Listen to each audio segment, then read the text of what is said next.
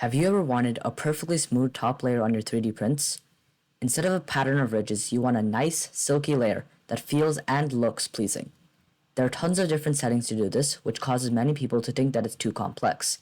But in this video, I'll be showing you an easy way to calibrate your ironing, giving you the best quality on top.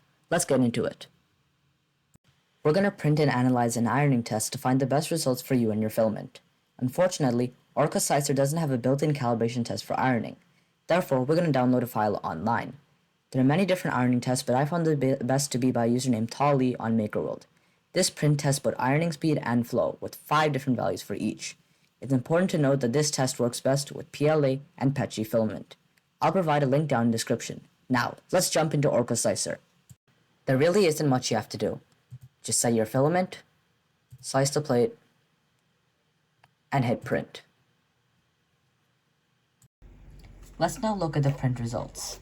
This can be used just like a table. First, let's find the section with the best results. When I shine my light over the squares, I found the best results over here. You can also rub your finger over to make sure that you really are getting a silk smooth surface. After you find the square, check its speed at the bottom here and flow to the left. My speed was 25 millimeters per second and my flow was 30%. Now that we know our values, we'll go tweak our settings.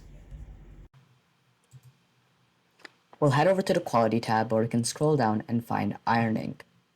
I'll select all top surfaces and set my ironing speed and flow.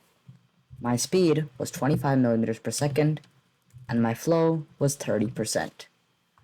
I'll now save this as a new process and I'll title it Calibrated, adding on to my calibrated presets. And we are done.